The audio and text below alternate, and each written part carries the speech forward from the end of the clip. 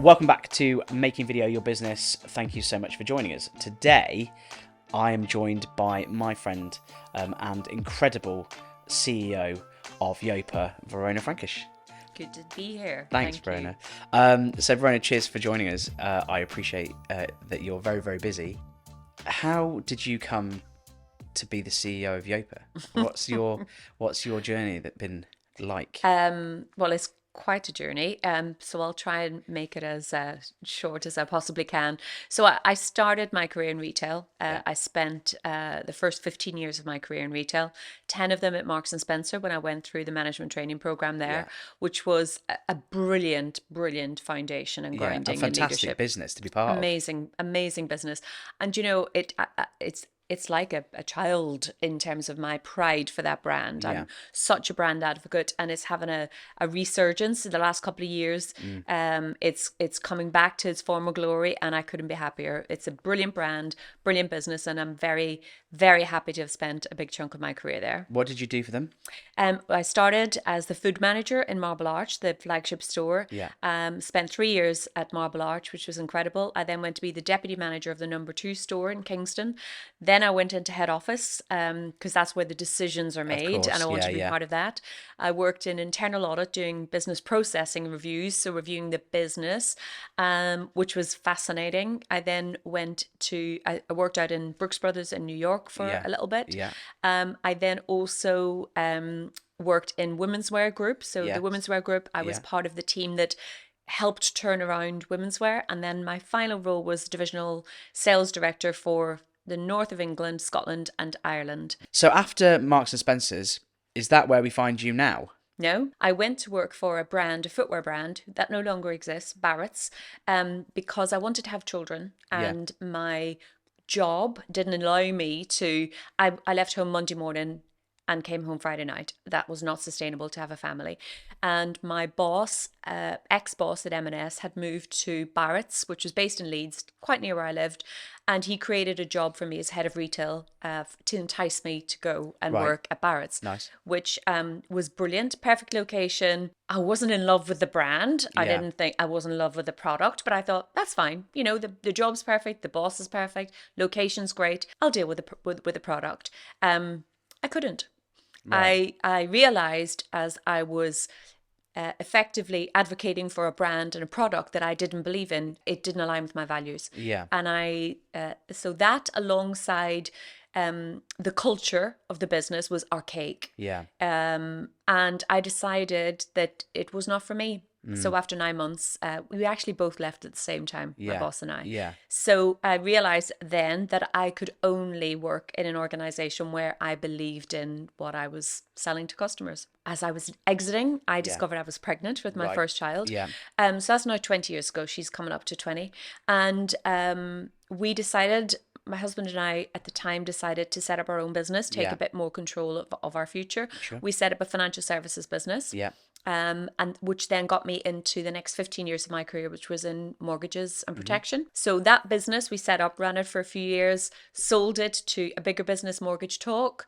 And that business then merged with Mortgage Advice Bureau, which enabled the two businesses together, enabled then MAB to flourish and IPO on the stock exchange in 2015, which was an incredible time, to be in the stock exchange with a group of people who'd take a business to IPO was pretty remarkable. So did you sell at that point then? No.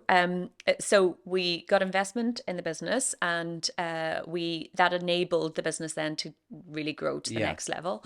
And that business is still a listed business, and Peter Brodnicki, the CEO, is still running that business after more than 20 years. And the respect I have for his level of commitment, his level of energy after 20 years in that business is just incredible. So I stayed there for a few years. All in all, I was there for 7.5 years in MAB. And during that time, there was the emergence of fintech and proptech businesses. And my job was head of business development. So I worked very closely with Peter, who's always got new ideas, always looking at the next best thing that's going to come around the corner. And we worked on a lot of exploration of different technologies, different products. And one of of those businesses that I worked very closely with was Purple Bricks. Yeah. And I worked alongside them to help them develop their mortgage proposition from a completely new model. Yes. Which was agents that were remote, central platform, and therefore you didn't have the ability to say, you need a mortgage when you're buying that house, pop in and see the mortgage advisor in the back office. So a completely new model. And I worked very closely with Purple Bricks for during the inception and then alongside them for 2-3 years. And then it sort of became a natural progression then to move and work for Purple Bricks. So I moved there to be the mortgage director. I loved my time there for the first couple of years, but then the last 6 months was really challenging because we were going down a path that I didn't believe in. And given what I said earlier about my values are so ingrained, and where there's a misalignment, it doesn't feel like a good place for me to be. So we mutually decided that I would leave in April 21. And I took 6 months off to have a break, to have the first summer off with my kids ever. And I loved it. I had a brilliant time, but by September I was bored. Definitely ready. The brain was, So I started the job with Yopa in February 2022. They approached me at the end of 2021. Did they approach you to become the CEO? Correct. Yes. So they approached you I at didn't that know level. there was a vacancy. Right. Didn't know there was a vacancy. I obviously knew Yopa as a competitor in the sector. And they approached me and I went through initially my response was, to be ridiculous. I don't want to be a CEO. Honestly, I never had the aspiration to be a CEO. And initially I thought, no. And then I thought, why not? And I thought, let's go along for the ride. And I talked to my husband about it and I said, I'm going to go through this process and be absolutely 100% authentically me. And I'll see where it goes. Which has been an absolute nightmare. And do you know what? It's interesting because surely every interview process should be that. But I think what happens, and I'm not going to talk for men, but if I talk for me and from a female perspective, I think we set such high standards for ourselves all the time. If we look at a job description, typically, unless we can do 90% of that job description, we won't even enter ourselves in the ring. Typically, statistically, this is correct. Men will look at it, and if they can do 30% of that, they go, oh yeah, I can nail that job. But I think that's talks to the difference between men and women, and we don't necessarily believe in ourselves as there much is a lot of that. Exactly. And I've definitely got better at that, and that process helped me because I said, I went through the process and I was honest about where my strengths were and where my perceived weaknesses might be. And also the things that I believe in, how I want to lead an organization. And how you want it to be run, I guess. Yeah, exactly. So, I will always lead with vulnerability. I will always lead with honesty, transparency. And I think you get better connections with people and you get people on the journey with you if you're more connected and they feel that they can relate to you as a person and also relate to what it is we're trying to achieve. In addition to running or being at the top. Leading. I prefer calling it leading. In addition to leading this business, you also are part of Women in Estate Agency. Yeah. The more I get involved in this, the group, the Women in Estate Agency group, the more I realise the prejudice, the bias, the unacceptable behaviour that have been levied at women over the years. And I want to do something. I think when you have a voice, you should use it for good. And I think when you've had a successful career, you should give back to the world, the environment that has enabled that to happen. Correct. So for me, giving back is actually not even a choice. It's a compulsion, and it's something I believe in so much. And I think we are making progress, and I think that we're trying to do that in a way that is kind, in a way that is inclusive, educational and inclusive. Yeah, exactly. It's not just women. We cannot make change just by involving women. Correct. And we need to educate, because I like to see the best in people, and I don't think that most people behave in a particular way, a negative way, out of spite or nastiness. I think largely, if they're behaving in a way that is deemed to be not acceptable, it's probably through a lack of understanding or an unconscious bias that they didn't know existed. But because you come from a particular perspective, sometimes we don't always consider another person's perspective. So enlightening people to different views and different perspectives is what we're all about. And I genuinely feel that together we will and are making a difference. We have our second conference in March. Yeah. Last year's was, as The you best know, event I went to incredible. last year, I think. It was such a phenomenal event. I'm excited for the event in March. I'm really excited to be going again. And that's So amazing. it's And brilliant. you know, you're not the only attendee or man who had evoked the same emotions from that day. This is not a man criticizing, man bashing movement. That is No. not what it's about. No. This is about all we are seeking is an equal starting point. That's it. You know, just give us the opportunity to play on a level playing field where we have the same opportunities for jobs, to speak, to contribute, to be seen, to for our talents to be valued and appreciated. And I'm sorry to say, but for too long that hasn't been the case. And I hope and I believe, I have to believe that, otherwise I would feel wasted, wasted time. Yeah. I do believe that we're making progress. I think so. You've had an incredible career across multiple sectors, multiple industries. How have you seen the evolution of visual media, become so important and so powerful in a business context? Whenever I was at Marks and Spencer, we didn't have a website. Yeah. We didn't take credit cards. So that was like literally back in the day. I am that old. And we didn't believe back then that people would purchase goods online without being able to touch it and try it on. Correct. Now, clearly the world has moved Very eons far, very since then. far forward. Yeah. Yeah, for sure. A key part of our strategy is to be known, and I know you have the triangle: known, liked, and trust, and your brand strategy. So who are we and what do we represent? Yeah. What whenever you say Yopa, people understand what that means and what do we represent. Liked because we are brand voice, and the things that we talk about, the content that we create is positive, upbeat, kind, not antagonistic. That's not what we're about. And I know that other brands take a deliberate approach on that. That's not who we are. And we want to be trusted. And trust, for me, is absolute key around video.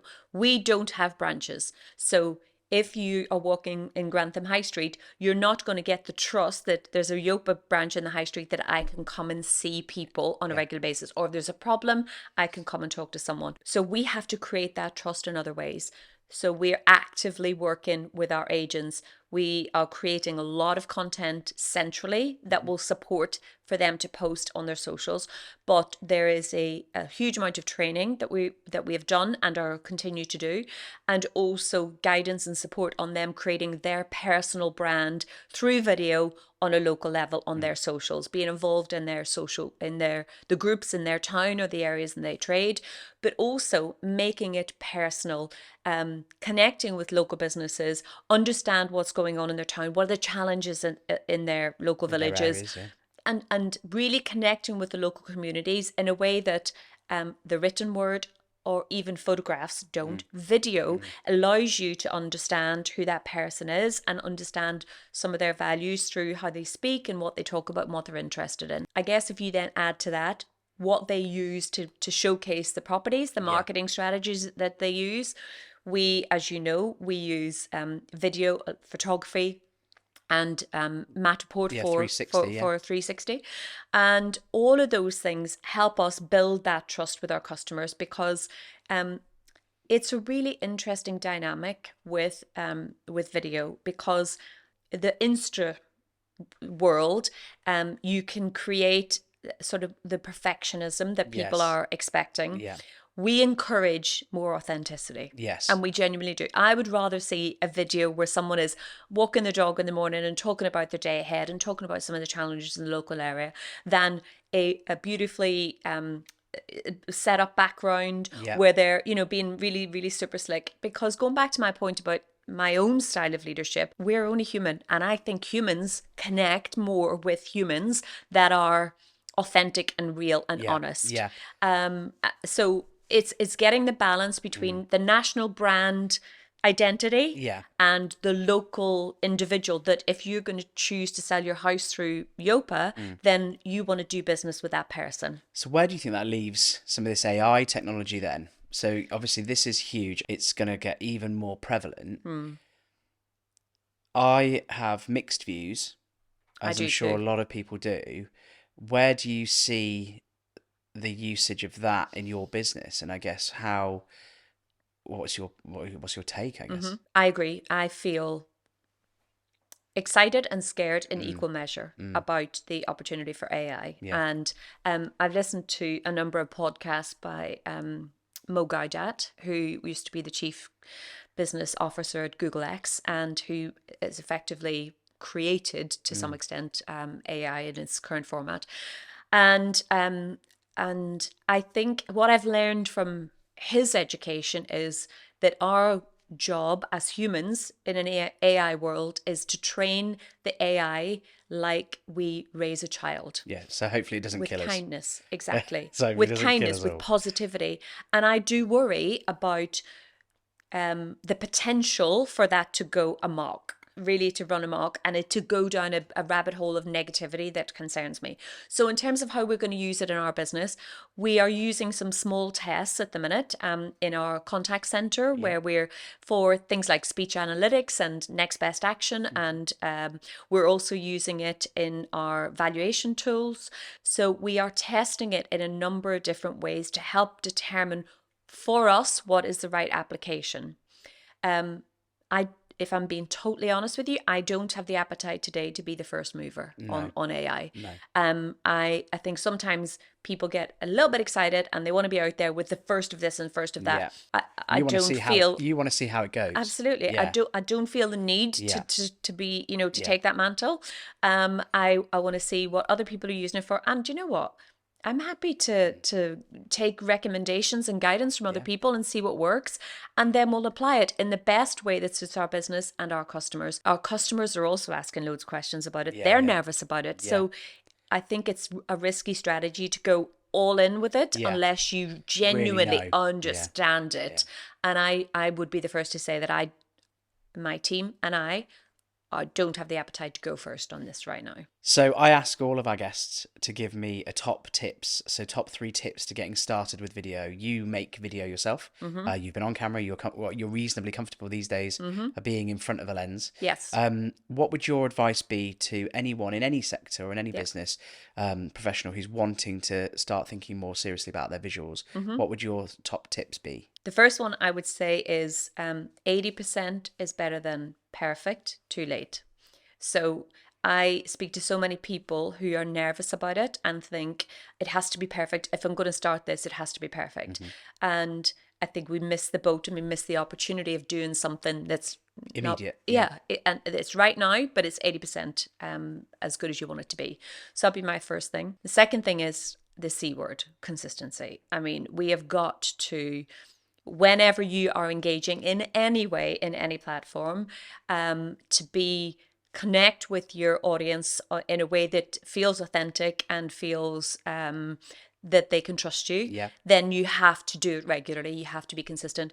You cannot put out a video, sit back and just wait for the opportunities come rolling into you. That just doesn't work. And the third thing is, in a similar vein, is be real. Be yourself, authentic. be authentic, because none of us can, I do a really, really second-rate version of someone else. I do a pretty damn good version of me. Yeah. And it's so much easier once you get comfortable with knowing that, I hate listening to my voice back because I'm conscious it's different to someone else's. I know I say far too much, so I'm always conscious of that. I see my flaws the way everybody else sees their flaws more than anybody else looking in. Yeah. So don't worry about the imperfections because we've all got them. Just be you, and believe that if you're consistent and you give it a go, it's far better than procrastinating for forever and doing nothing. Brilliant. Verona, thank you so much for your time. It's been brilliant to see you. I wish you every success with Yopa, but also with Women in Estate Agency, and I can't wait to see you again in March. Thank you, Chris. It's been a pleasure. It's always good to have a chat. Yeah, look forward to March.